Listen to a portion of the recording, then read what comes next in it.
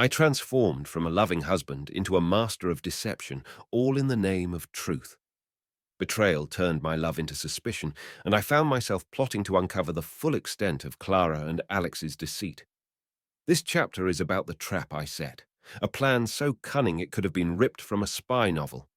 Join me as I delve into the art of deception, laying a web to catch the two people I never thought would betray me. Chapter 2. Sneaky Husband's Genius Trap for Cheating Wife and Her Lover. You know, they say revenge is a dish best served cold. I never really understood that saying until now. It's about patience, about waiting for the perfect moment to strike, and that's exactly what I plan to do. After that day, the day I found Clara's lingerie in Alex's car, I was a changed man. On the outside, I was the same Jonathan, loving husband, good friend, the bloke who'd lend you a fiver and forget to ask for it back. But inside, I was brewing a storm, plotting my revenge. I started by getting closer to Alex. It was a risky move, but I needed to know my enemy. We started meeting up more, just the two of us, grabbing a pint at the local or catching a football match. He was none the wiser, just happy to have his mate around more often. Little did he know I was studying him, learning his habits, his weaknesses. With Clara, I played the part of the doting husband.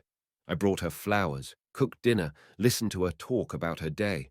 It was all an act, but I needed her to believe that everything was normal, that she had nothing to worry about, and she bought it, hook, line, and sinker. But the real genius of my plan was in the subtlety. I started planting seeds of doubt in both their minds. With Alex, I'd drop hints about Clara, little comments about how she seemed distant lately, or how I'd noticed her texting someone a lot. Nothing too obvious, just enough to get him thinking. With Clara, I was even more subtle. I'd be overly attentive, then suddenly distant.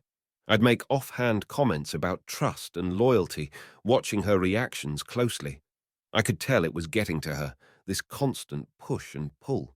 She was starting to unravel, and I was there to watch every moment of it. But the real turning point came one evening when I was out with Alex. We were a few pints in, and he was starting to open up. He started talking about this girl he was seeing, how he wasn't sure about her, how he felt like she was hiding something. He didn't mention Clara by name, but I knew he was talking about her. That's when I knew my plan was working. They were both starting to feel the pressure, the guilt, the paranoia, and I was there, the puppet master, pulling the strings. But I wasn't done yet. I needed to up the ante, to really drive the point home. So I started leaving little clues around the house, things that would make Clara question her own sanity. A misplaced item here, a moved piece of furniture there. Nothing major, just enough to make her think she was losing her mind. And it was working. Clara was becoming more and more agitated, more paranoid. She was starting to slip up, to make mistakes. And I was there, watching, waiting for the perfect moment to reveal everything. But as I watched her unravel, a part of me started to feel guilty. This was the woman I loved, the woman I'd spent 15 years of my life with. Was I really willing to destroy her, to destroy us, for the sake of revenge?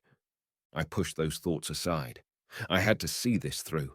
I had to make them pay for what they'd done to me. So I waited, biding my time until the perfect moment presented itself. And when it did, I was ready to strike.